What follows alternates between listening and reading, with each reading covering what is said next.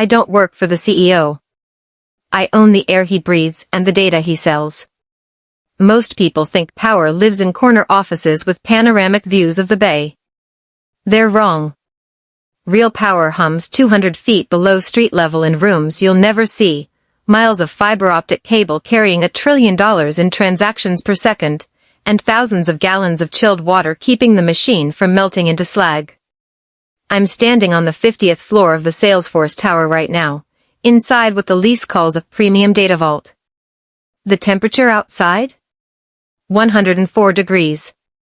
A record-breaking July heat wave that's turned San Francisco into a convection oven. But in here? A perfect 65 degrees. Not because of the building's HVAC. Because of me. My firm doesn't appear on the directory in the lobby. We're not on LinkedIn. We don't have a website with smiling stock photos. What we have are contracts, the kind that Silicon Valley's golden children sign without reading because their lawyers tell them it's standard infrastructure boilerplate. It's not. Today, I'm calibrating the Phase 3 cooling loop for AuraStream's AI server cluster.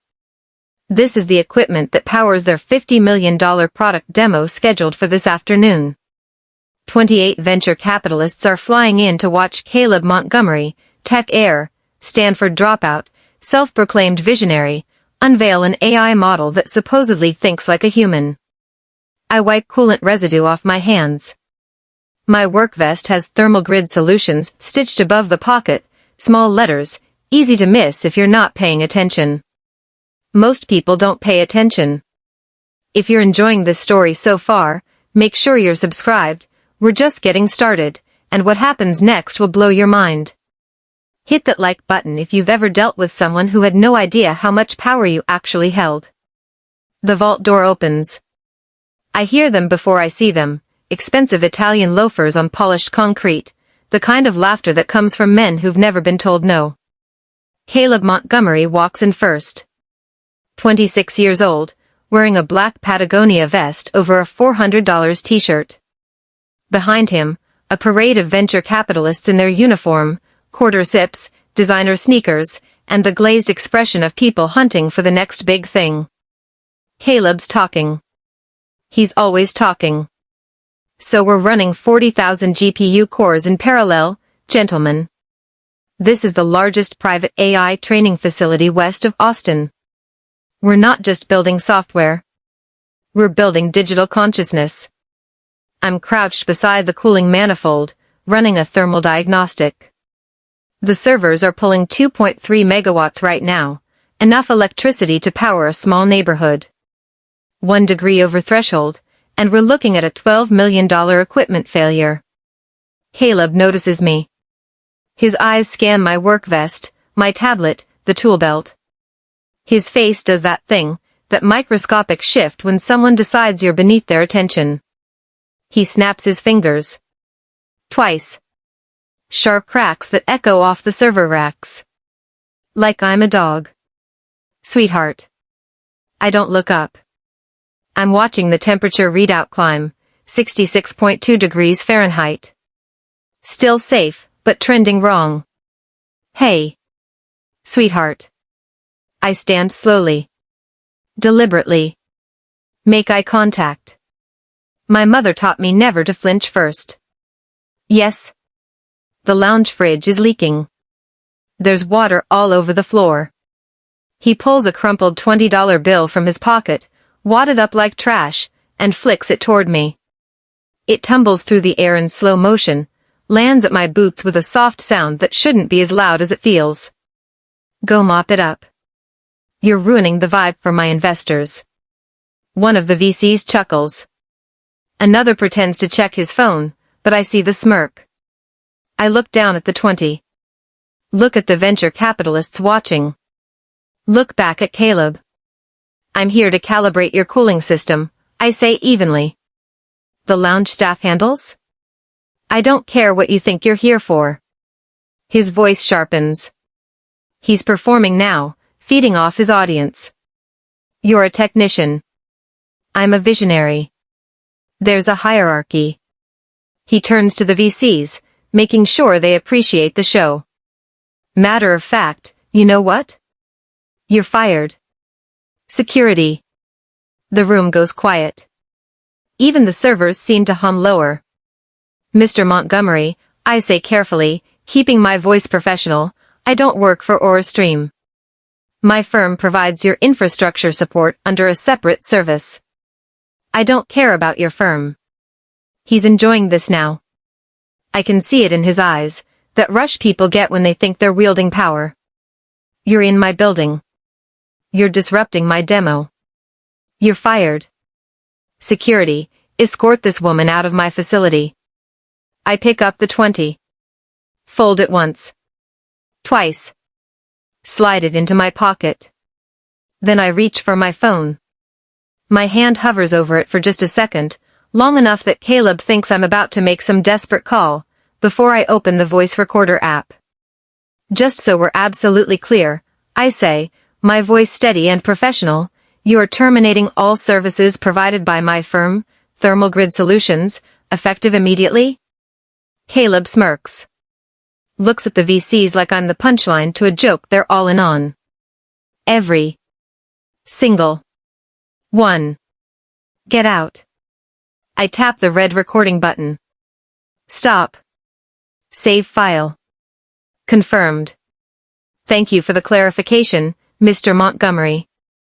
The security guard, Marcus, good guy, we've worked together for years, appears at the door. He looks confused. Glances at me, then at Caleb, then back at me. It's okay, Marcus, I say quietly. I'm leaving. He escorts me to the elevator. As the doors start to close, he mouths sorry. I smile. Because Caleb Montgomery just made the most expensive mistake of his life. He didn't fire a technician. He didn't dismiss an employee. He terminated a service contract. The contract that keeps his $50 million AI demo from cooking itself into a paperweight. During a 104-degree heat wave. In front of witnesses. On recording. Don't go anywhere, because what I'm about to do next is going to cost AuraStream everything. Make sure you've hit subscribe, because this is where the revenge gets technical. 30 minutes later, I'm in my car heading south on 101. Palo Alto. 28 miles from the Salesforce Tower, but it feels like a different planet. My command center isn't what you'd expect. No dark basement, no hoodie, no walls covered in monitors like some Hollywood hacker fantasy.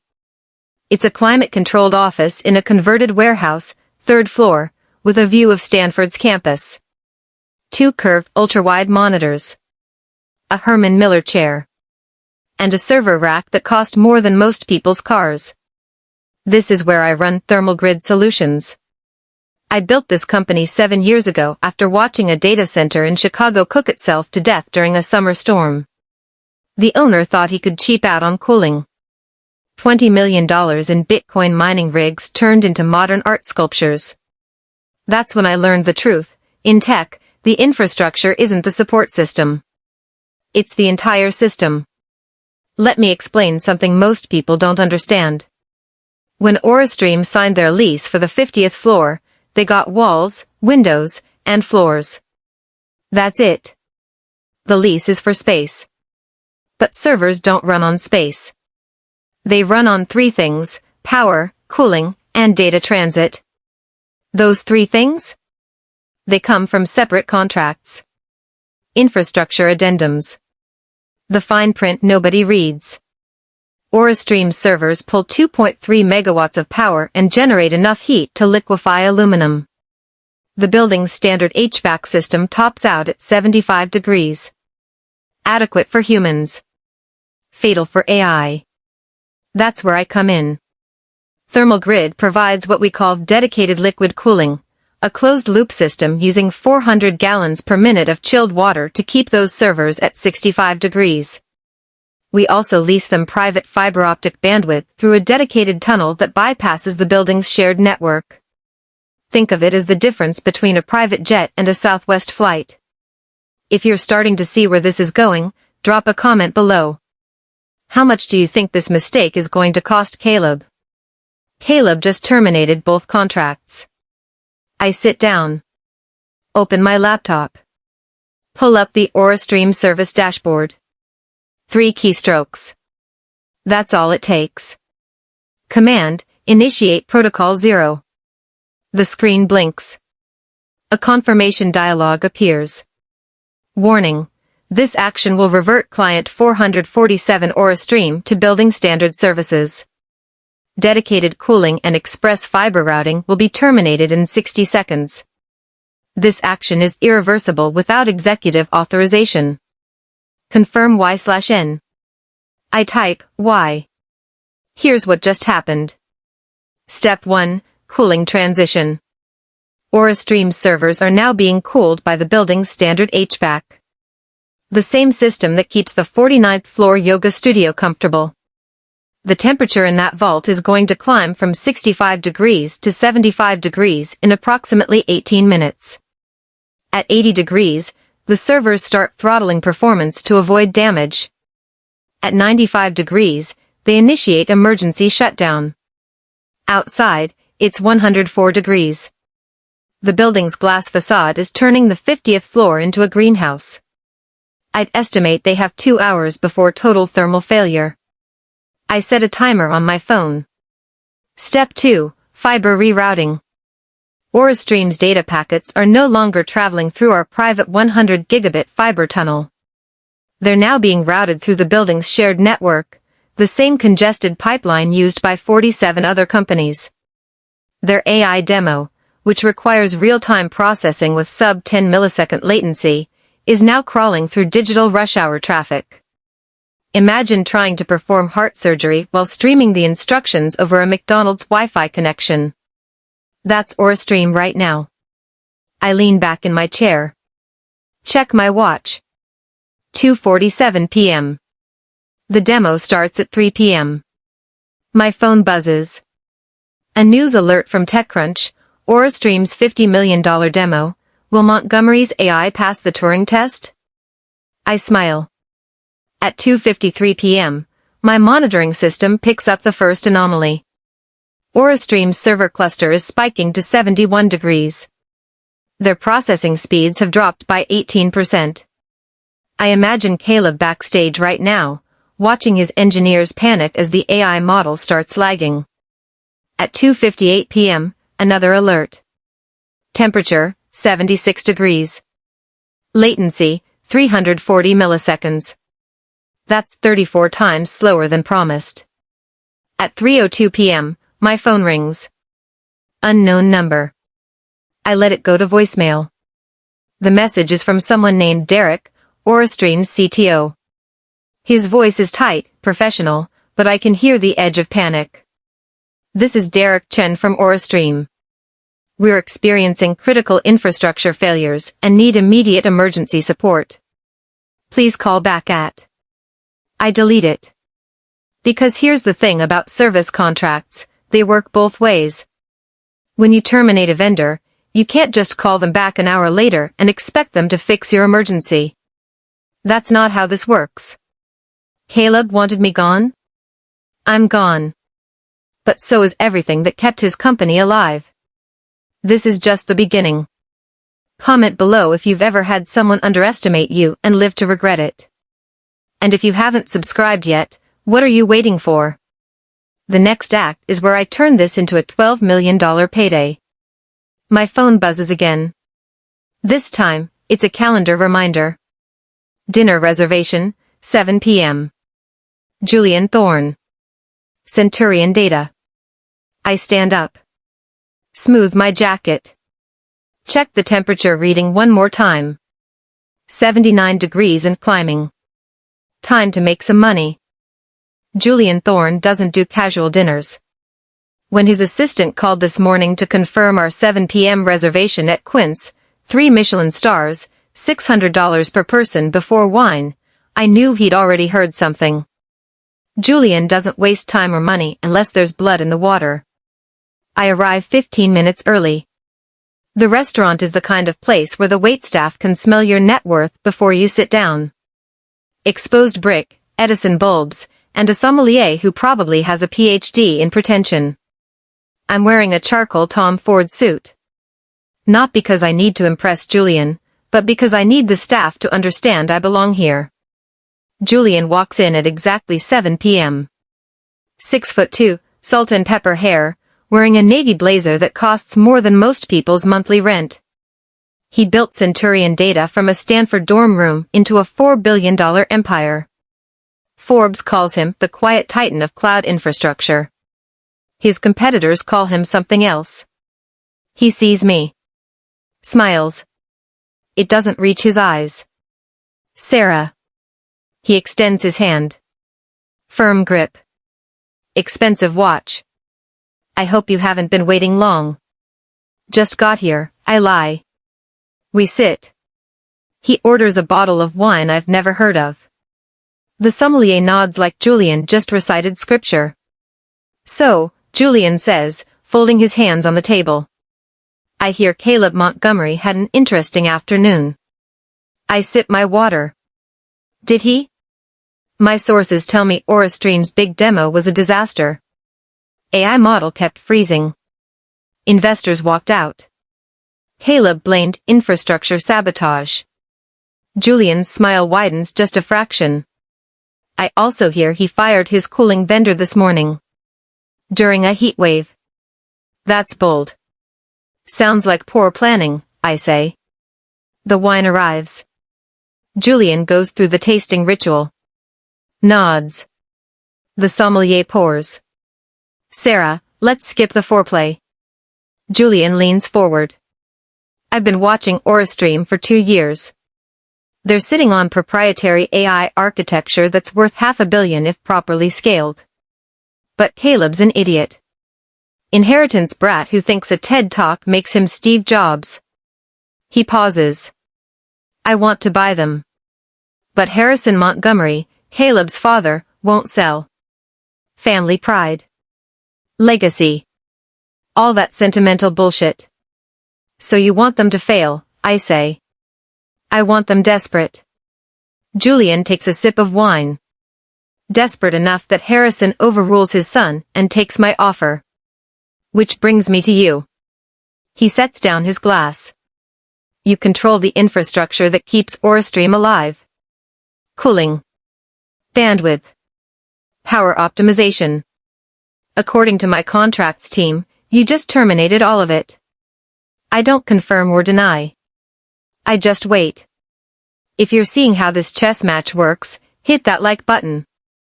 This is how real power moves in Silicon Valley, not in boardrooms, but over $600 dinners. Here's my proposal, Julian continues. AuraStream just lost access to premium cooling and express fiber routing. That capacity doesn't just disappear, it's physical infrastructure. Pipes. Cables. Real estate. Which means it's now available. He leans back. I want to lease it. 7-year contract. Centurion Data is expanding our West Coast AI operations. We need exactly what you just took away from Caleb. I let the silence sit for 3 seconds. Then, what's the number? $12 million. Paid in full, upfront. Plus a performance bonus structure tied to our quarterly growth. I do the math in my head. AuraStream was paying me $840,000 annually for the same services. Julian's offering 14 years worth of revenue in a single contract. And if AuraStream wants it back? I ask. Julian smiles. Then they'll have to negotiate with me. Because once I sign that contract, I control the priority access. They'd be bumped to secondary allocation, assuming there's any capacity left. He swirls his wine. Which there won't be. This is the move. The one that turns Caleb's tantrum into generational wealth. But I need to be smart. Careful. I need to verify the legal structure, I say. AuraStream's termination was verbal. I have it recorded, but I need my attorney to confirm it's ironclad. Of course. Julian pulls out his phone. Types something. I'm having my contracts team send over the letter of intent. Review it with your lawyer. If everything checks out, we can sign by Friday. The wine is excellent. The first course arrives, some kind of scallop dish that looks like edible art. Tell me something, Sarah. Julian cuts into his scallop. Why did Caleb fire you? He thought I was janitorial staff. Told me to mop up a fridge leak. When I explained I was there to calibrate his servers, he decided I was disrupting his vibe. I take a bite. He threw a $20 bill at my feet and snapped his fingers. Julian stops chewing. Stares at me. Then he laughs, a deep, genuine laugh that turns heads at nearby tables. He snapped his fingers at you? Julian shakes his head. At the woman who controls his company's life support? He wipes his eyes. My God. I'm almost sad I'm going to destroy him. That's Shakespearean-level hubris. We finish the meal. Dessert. Coffee. By 9:30 p.m., we're standing outside on the sidewalk. Julian's driver is waiting. Send me the contract review by Thursday, Julian says. If your lawyer signs off, we move forward. And Sarah? He extends his hand again. Welcome to the winning team. I watch his car disappear into San Francisco traffic. Then I call Maureen. Maureen Park is my attorney. 58 years old, Yale Law, and mean enough to make corporate litigators cry. She answers on the second ring. Tell me you didn't do anything stupid, she says. Define stupid. Sarah. I explain the situation. The recording. The verbal termination. Julian's offer. There's a long pause. Forward me the recording, Maureen says. And the original service contract. I need to review the termination clause. How long? Give me 2 hours. I grab an Uber back to Palo Alto. My office. The command center. At 11:47 p.m., Maureen calls back. It's ironclad, she says.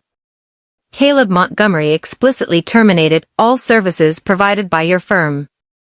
That language is clear. Unambiguous. He didn't suspend services, he terminated them. Which means the infrastructure addendum is void. You're legally released from any obligation to provide emergency support. And the capacity reallocation?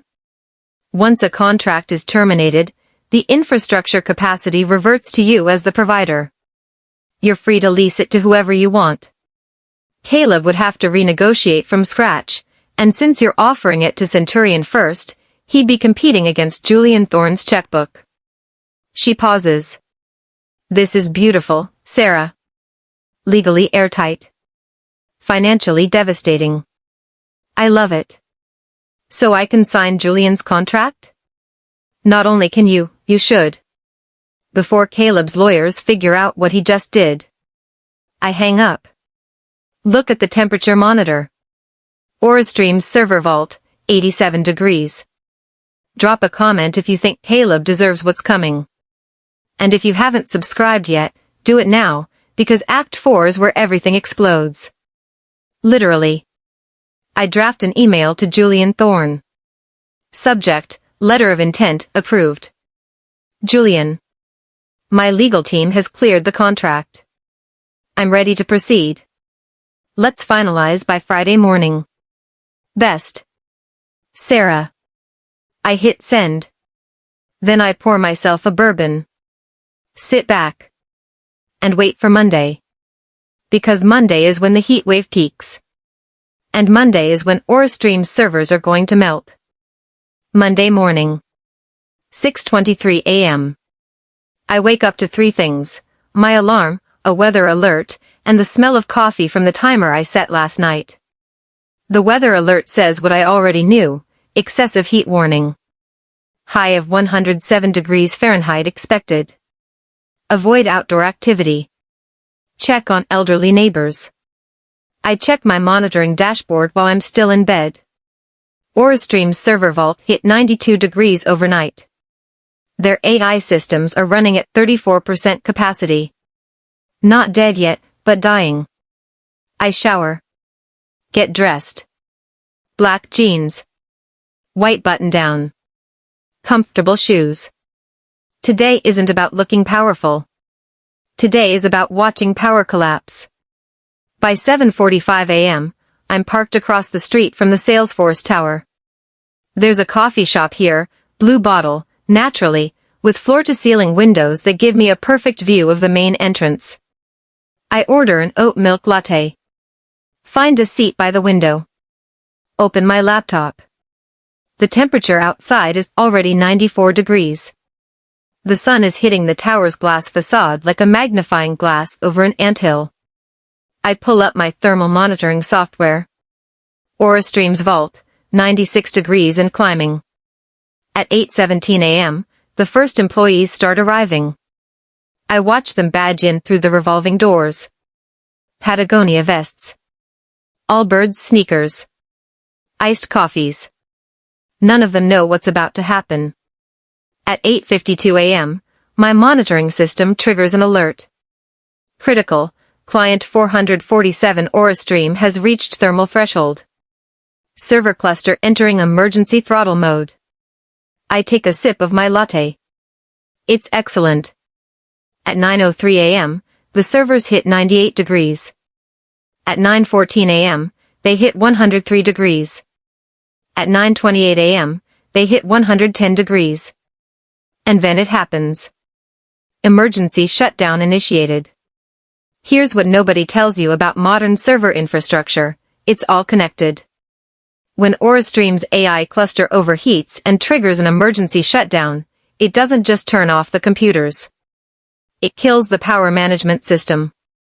Which kills the backup generators.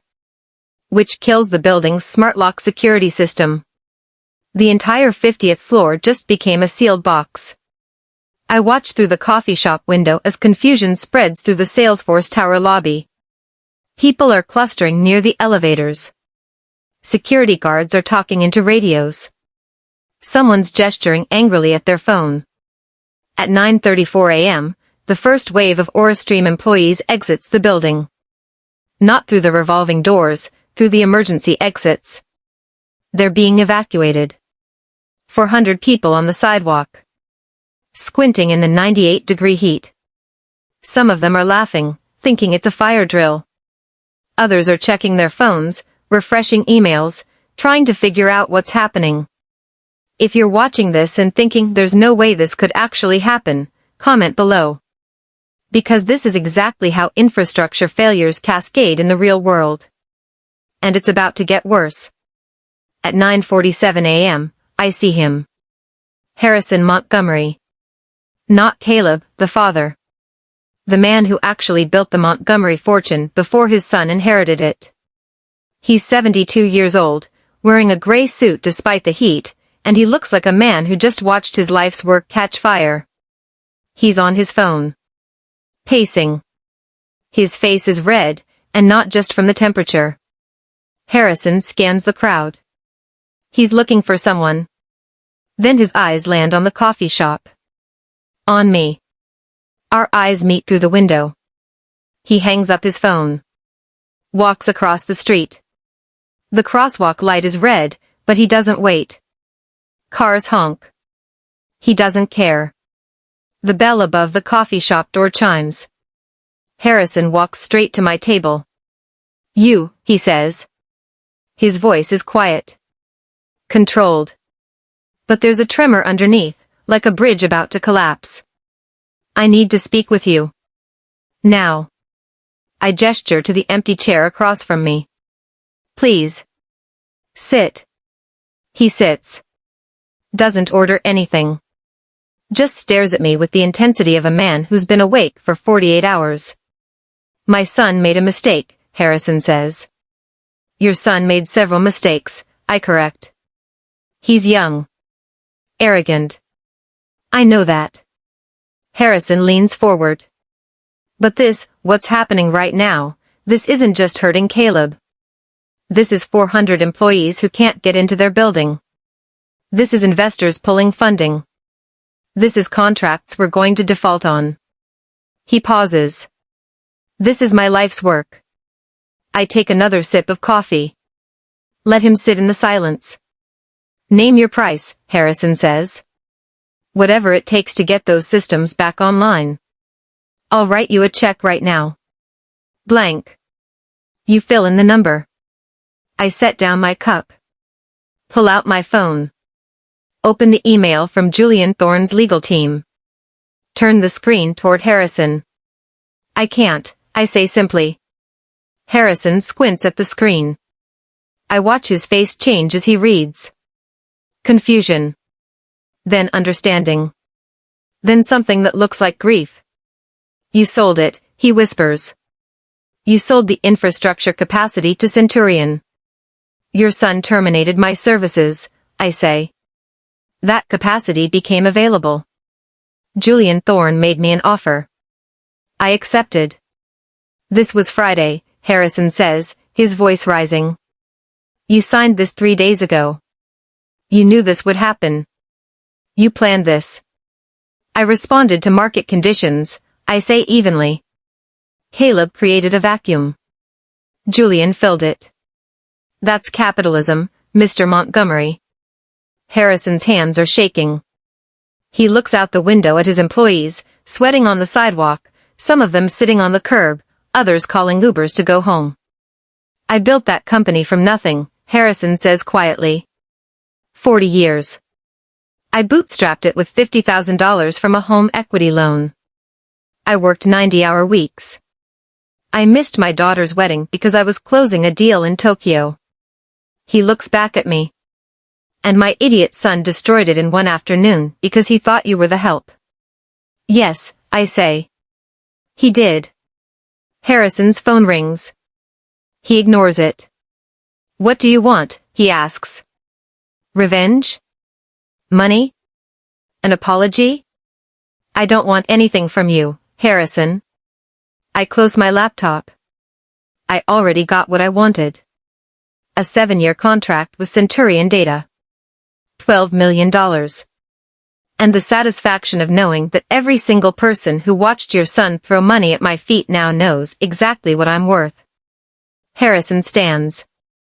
He's aged 10 years in 10 minutes. We're moving, he says flatly. East Bay. Cheaper building. Lower tier. We'll rebuild. Good luck, I say. And I mean it. Not for Caleb, but for the 400 people on that sidewalk who didn't snap their fingers at me. Harrison walks out. Doesn't look back. I finish my coffee. Check my monitoring dashboard one more time. AuraStream servers, offline. Building temperature, 103 degrees Fahrenheit. Estimated repair time, 96 hours. Estimated cost, $8.4 million. This is what happens when you underestimate the person who controls your infrastructure. Comment below if you think Harrison deserves to lose his company because of his son's arrogance. And subscribe, because the final act is where I explain exactly how I won. I close my laptop. Walk outside into the heat.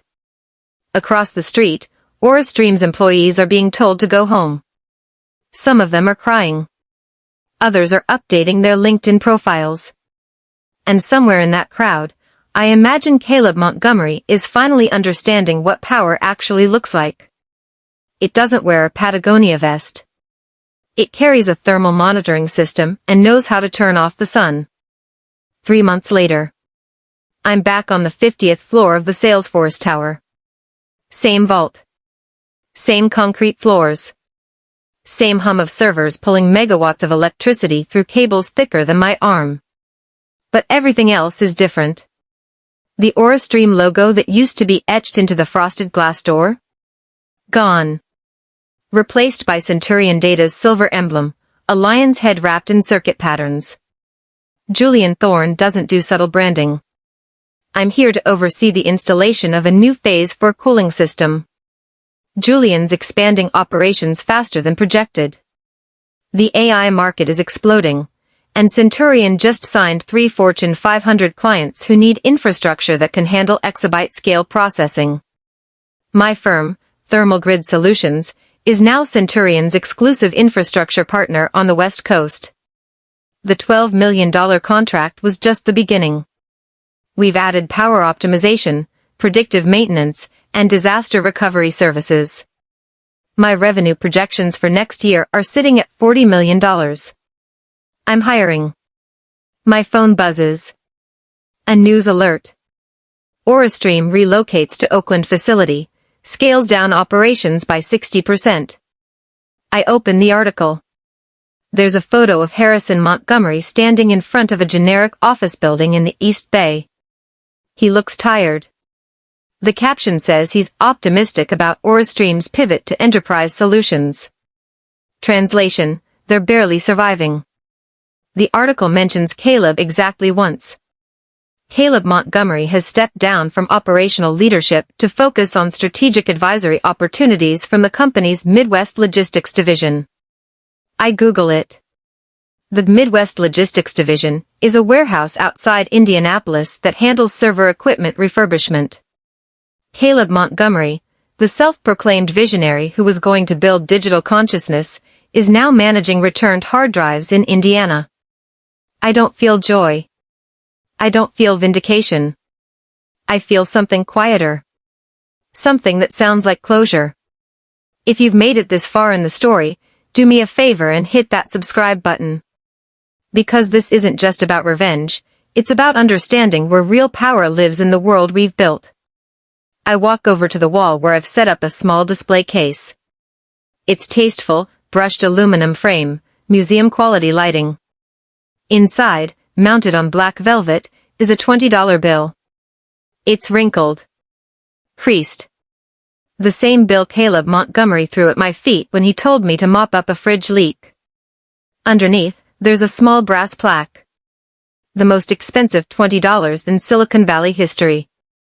Julian saw it last week during a site inspection. He laughed so hard he had to sit down. My phone rings. It's Maureen, my attorney. Have you seen the news? She asks. Just read it. AuraStream's moving to Oakland. Not that news. The other news. I can hear the smile in her voice. Harrison Montgomery just filed a lawsuit against his son. He's alleging Caleb violated his fiduciary duty as COO by terminating critical service contracts without board approval. I sit down. He's suing his own son? For $50 million in damages. Apparently, the board had explicitly forbidden any changes to infrastructure vendors during the Q3 demo period. Caleb overrode that directive because, and I'm reading from the filing here, he believed the technician in question was janitorial staff and posed a reputational risk to the company's brand image. I close my eyes. Take a breath. Harrison's cleaning house, Maureen continues. He's removing Caleb from the company entirely. No board seat. No advisory role. No stock options. According to my sources, Caleb's going to be lucky if he ends up with a severance package. How did Harrison find out about the board restriction? He didn't have to find out.